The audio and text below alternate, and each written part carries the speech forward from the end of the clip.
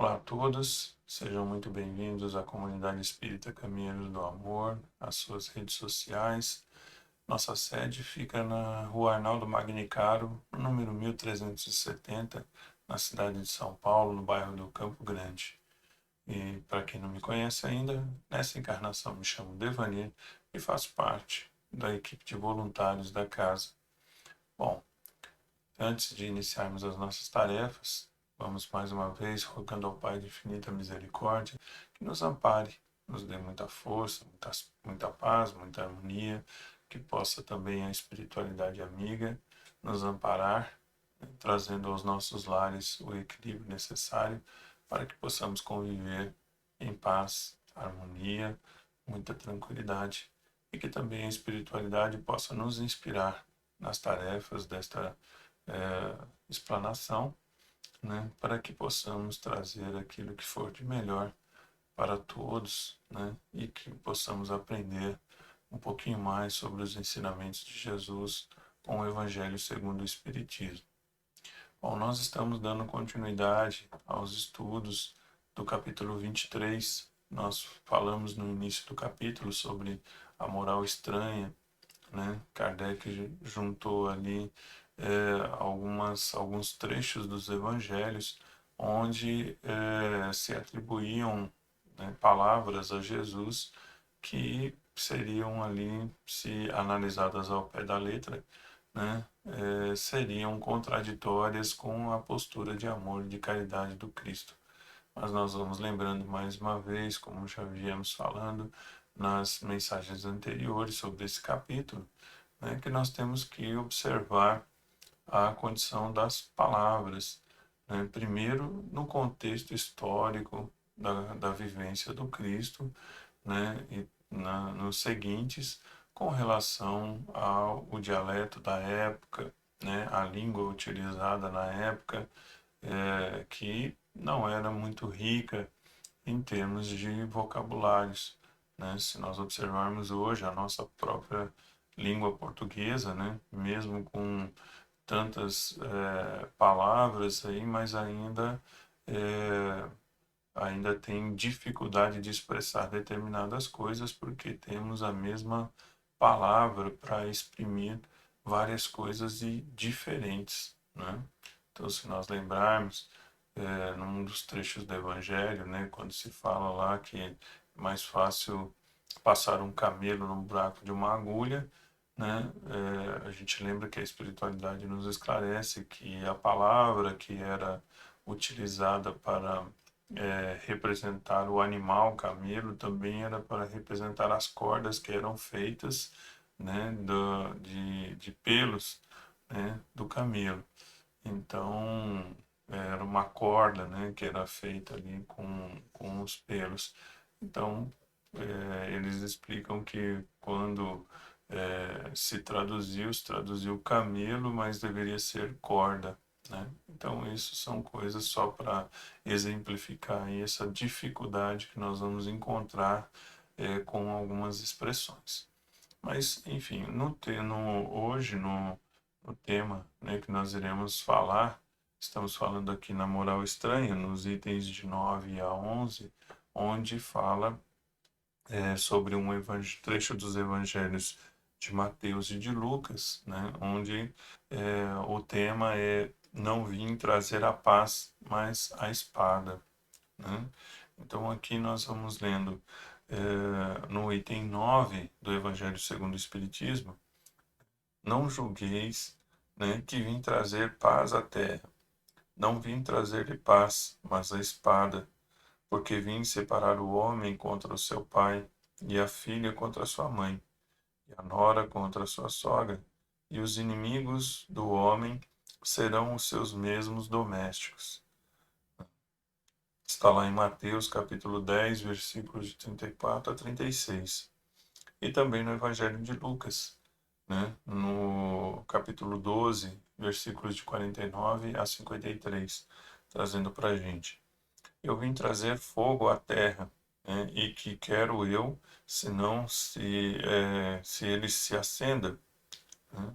Eu, pois, tenho de ser batizado num batismo, e quão grande não é a minha angústia até que ele se cumpra. Vós cuidais, né, que eu vim trazer paz à terra. Não, vos digo eu, mas separação, porque de hoje em diante haverá numa mesma casa 5 pessoas divididas, 3 contra 2, 2 contra 3. Estarão divididas, o pai contra o filho contra o seu pai, a mãe contra a filha contra a mãe, a sogra contra a sua nora e a nora contra a sua sogra, né? Então, aqui nós temos que é, ter uma visão mais ampla, né, de todo esse ensinamento que o Cristo está nos trazendo, né? E é muito claro, como já dissemos nas outras vezes, os nossos irmãos vieram já trazendo sobre esse capítulo, né, que Jesus não se contradiz no seu ensinamento, né? Então ele veio nos trazer o ensinamento de amor, de caridade, de paz e de harmonia. Então a gente precisa entender, como falamos no início desse capítulo, que Jesus vinha trazendo uma ideia nova, né? Muito à frente da época e que daqueles que estavam ali reencarnados naquele momento. Então, era um conceito novo de comportamento e relação entre as pessoas, onde se vinha de uma, né, filosofia religiosa, ali trazida por Moisés, entre as suas condições, não só do decálogo, mas também das suas leis, onde ele aplicava uma rigidez muito grande para aquela sociedade que tinha um coração muito duro, né? Então, todas aquelas leis em que deveria ser tratadas os relacionamentos, né, tratados os relacionamentos entre as pessoas, é, sempre prevalecia aquele olho por olho, dente por dente, falando sobre tratar com a mesma medida as coisas, né? Só que Jesus vinha falar sobre perdão, sobre amor, sobre caridade. Então, muitas coisas ali eram conflitantes. Também conflitantes com o pensamento, né, do, do governo romano, né, que ali dominava a região, em que era uma autoridade muito brutal, né?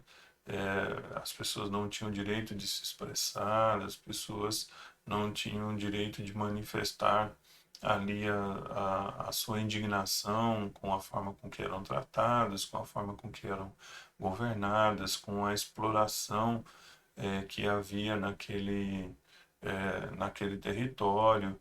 Então, eram situações muito duras. E o pensamento que o Cristo estava trazendo era um pensamento inovador, né? Era um pensamento em que aquele passado todo de ignorância ia ficando para trás e levantava-se uma nova luz.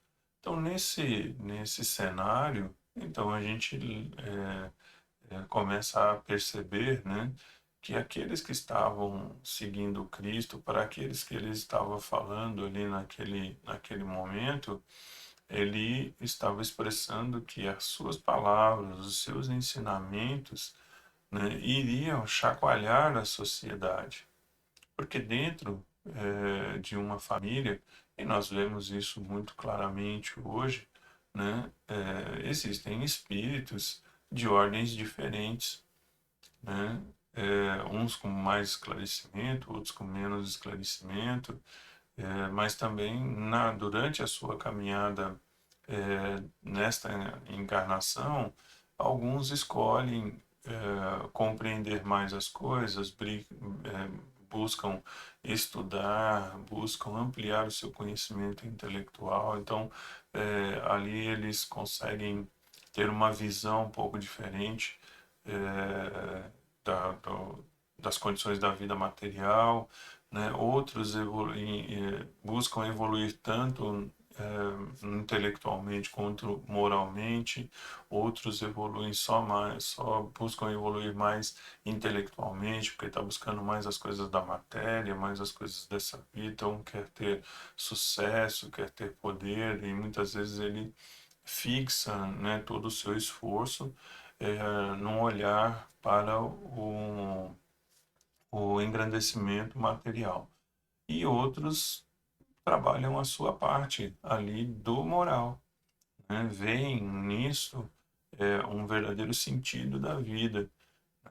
Então não esquecem, obviamente, do lado intelectual e do lado material, mas também trabalham a sua condição do ensinamento moral, né? Entender o Cristo, entender os seus ensinamentos.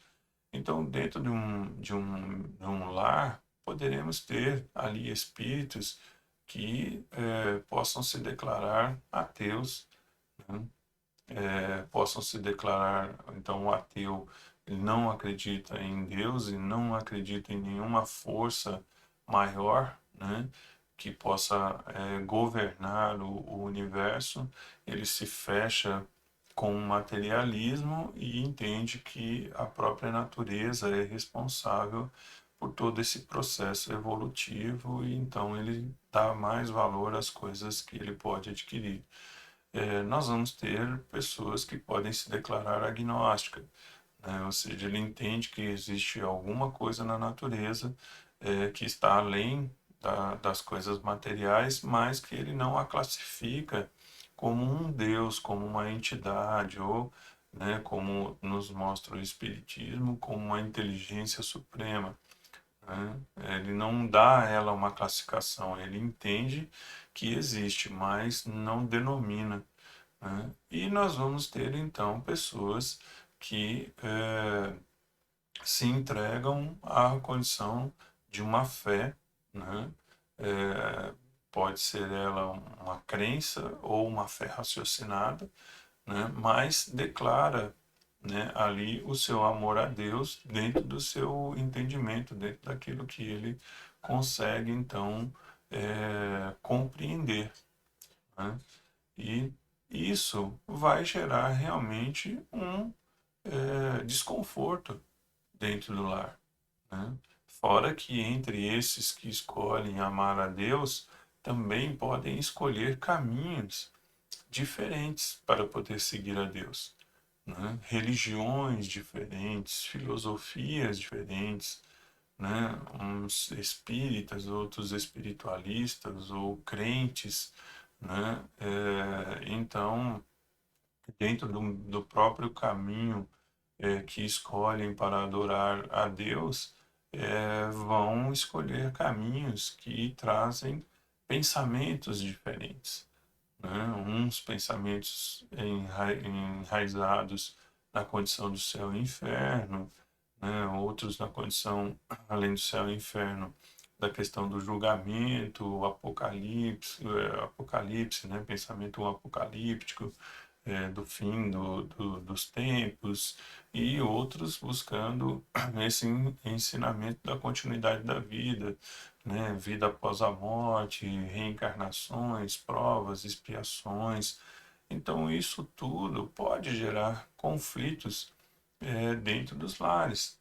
Então, o que Jesus estava trazendo é que essa condição do pensamento antigo ele ia ser, né, ultrapassado por um novo pensamento, por algo que ia trazer ali para a sociedade questionamentos e que ela não tinha muitas vezes o direito de fazer, né? Então, são coisas que a gente tem que começar a observar, né?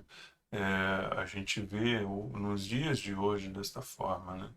Então, por exemplo, quando se fala ali sobre, né, a sogra e a nora, também pode se aplicar ao genro e ao sogro, né? Então, vamos pensar numa união entre duas pessoas, vamos pensar num que seja tenha um pensamento evangélico e bem estruturado, uma família que tem ali todo o seu conceito e de repente aparece no meio do caminho um espírita, né? E aí essa união vai gerar, né, entre aquelas pessoas ali um certo desconforto, né, dependendo do entendimento e da capacidade de compreensão que uma parte tiver e a outra tiver, né, poderá ser um relacionamento um pouco turbulento entre as famílias ou entre o, né, pretendente ou a pretendente, a companheiro ou companheira com a família, né, do seu pretendido. Então, poderá haver debates calorosos sobre o pensamento de uma religião contra a outra, né, a forma de se comportar, rituais que uma segue e a outra não, né? Então, quando o Cristo mesmo fala do batismo, ele fala o batismo naquela época tinha na sua tradução, né, como uma introdução, uma imersão, né? Então, ele fala que né, como ele diz aqui, que tem que ser batizado no batismo, né? Então ele tem que ser, a pessoa tem que ser inserido num novo pensamento, mergulhado num novo pensamento, né? E então uma religião, ela vê essa condição, né, de se introduzir na sua religiosidade de uma forma, né, muitas vezes por meio do batismo. Então você muitas vezes tem o catolicismo com os seus dogmas, as suas práticas, né? Os seus rituais. Então tudo isso é o que Jesus está falando que iria acontecer, né? Então ele já estava olhando para o futuro, que esse pensamento que ele estava trazendo ia gerar determinados conflitos entre aqueles que estavam ali pretendendo segui-lo. Então, por isso é que ele fala assim, olha, o que vocês vão ouvir de mim, né, tudo o que vocês estão ouvindo, tudo isso que vocês vão fazer, vai gerar um certo conflito com aqueles que você ama, né, aqueles que você tem um apreço, aqueles que você convive. Então, esses conflitos iriam passar a existir dentro dos lares. Então, é importante a gente ter essa percepção com relação àquilo que Jesus veio nos trazer. Não é a espada para ferir o seu semelhante, né? É aquela espada que vai rasgar o homem velho, né? O homem que a gente fala no conceito de ser, né? Um ser velho, vai rasgá-lo para poder dar espaço para surgir um ser novo, um novo pensamento, uma nova forma de se comportar, uma nova forma de ver a vida, né? Uma nova forma de ver o mundo, o universo, os relacionamentos, né? Então, Jesus vinha trazendo ali, imagina só para aquela época, né? Quando você estava ali acostumado a tratar tudo na brutalidade, e ele falou assim, não, você tem que amar o seu inimigo, né? Ele falou assim, né, vos tendes ditos que será olho por olho, dente por dente, mas eu vos digo, amai os vossos inimigos. Então você imagina trazer uma condição dessa, né, para avaliação da sociedade, como assim? Né? Moisés manda ali tratar a ferro e fogo, né, os erros. Então, na condição dos pecados também, né, vamos lá, todo mundo apontava facilmente o pecado do outro, né, e ele traz uma reflexão, ele fala assim, peraí, como é que você julga o pecado do outro se você também é um pecador?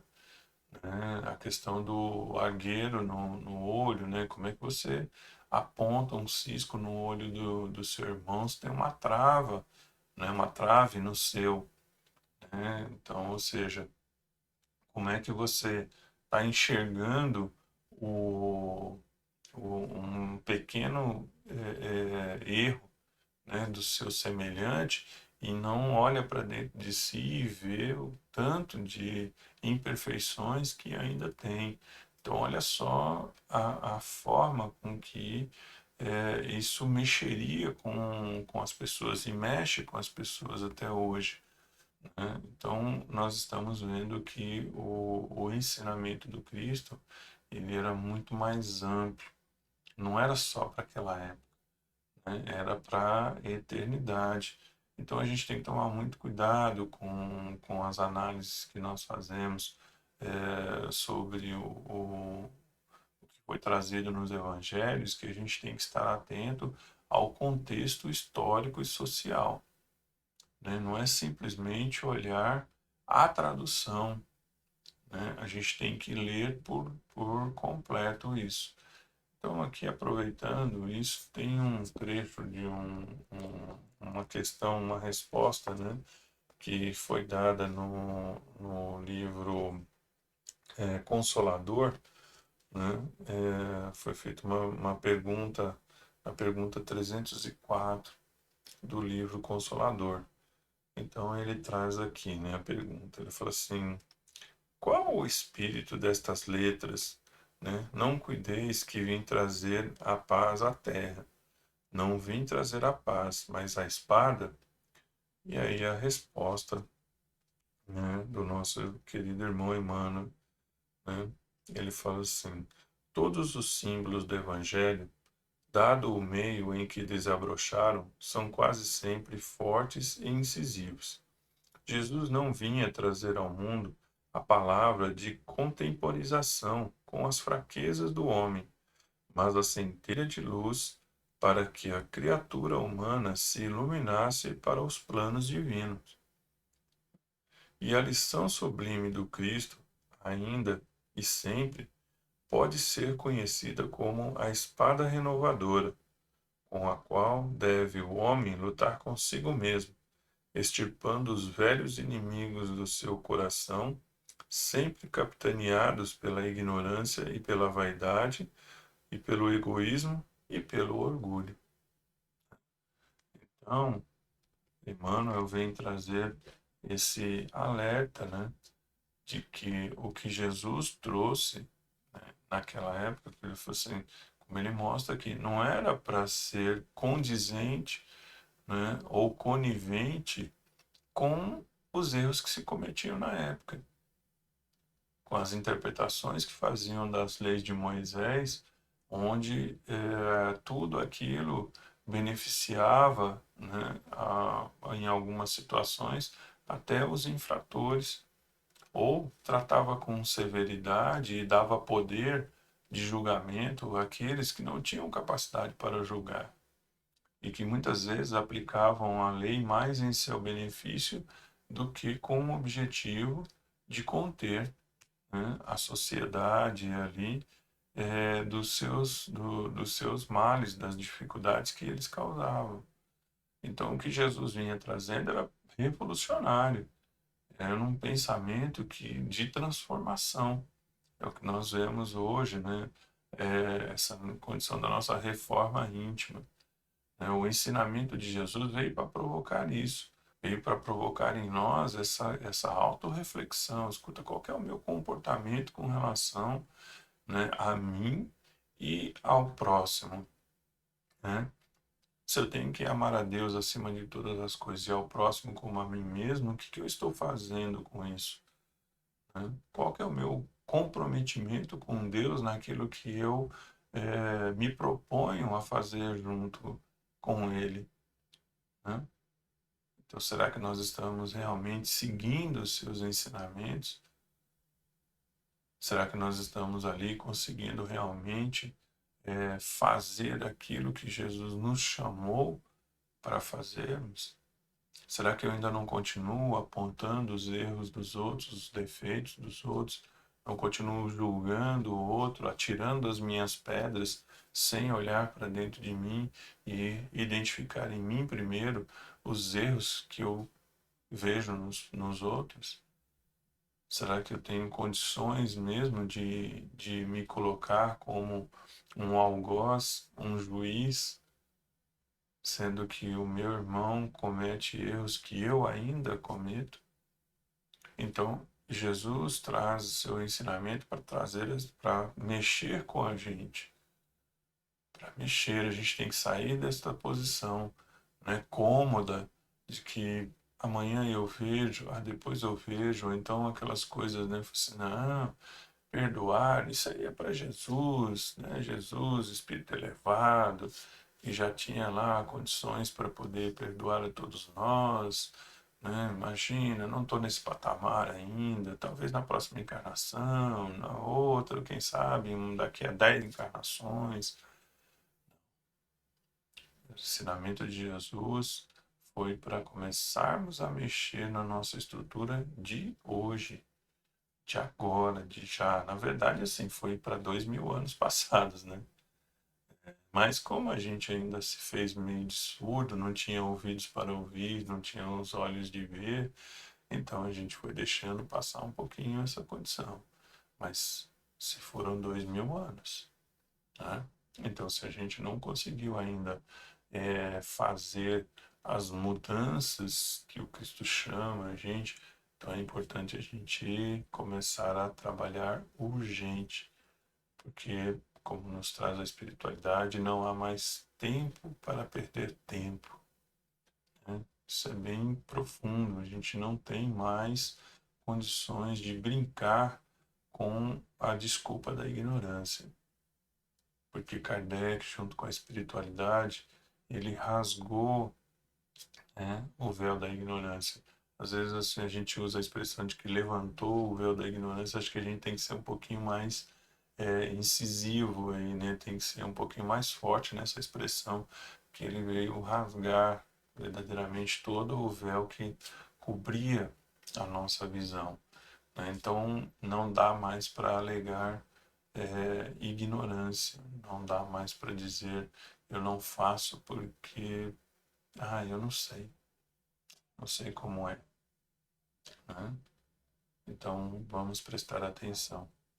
Então, para a gente poder finalizar, vamos prestar atenção no ensinamento do Evangelho no seu contexto geral, né? Não vamos tomar ali ao pé da letra, achando que Jesus nos chama para a guerra, para o confronto, né, entre os irmãos, e que isso faça com que a gente se separe ao invés de nos unirmos. Ele só nos alerta que o seu ensinamento iria provocar nos seios familiares discussões que até então não se fazia, né? Porque ninguém tinha o direito de questionar as coisas. E hoje o mundo está num patamar diferente. Então hoje nós questionamos, né, o porquê disso, o porquê daquilo, por que que temos que seguir este caminho, por que que alguém está dizendo que nós temos que ir para lá. Se nós estamos vendo que se seguirmos este caminho, vamos todos em direção ao precipício, então por que que eu tenho que ir? Se há um outro caminho, um caminho de luz, um caminho de tranquilidade, de paz, de harmonia, por que que eu tenho que seguir para o precipício? Por que que estão me mandando seguir por lá? Então, tem questionamentos, né? Por que que as coisas têm que ser feitas desta forma? Por que que, né, tem que se seguir? Alguém tem que mandar e o outro somente obedecer? Que as coisas não podem ser discutidas, não podem ser debatidas, os pontos de vista serem colocados à mesa para serem avaliados por todos, né?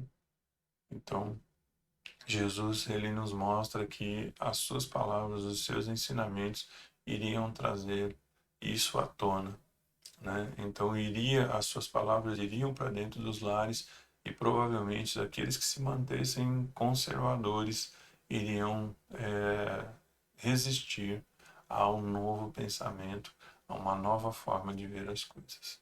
Ok? Então, espero que eu tenha conseguido trazer um pouquinho daquilo que entendi sobre os ensinamentos de hoje, né? Desse tema do capítulo da moral estranha, falando hoje, né? Não vim trazer paz, mas a espada. E pedindo mais uma vez que Deus abençoe a todos os lares, a todos os coraçõezinhos e que haja paz e harmonia por todos os cantos onde forem. Então, um beijo grande para todos, fiquem com Deus e até o próximo vídeo que os nossos irmãos vão dar continuidade aí no Evangelho, tá bom? Então, um grande abraço a todos.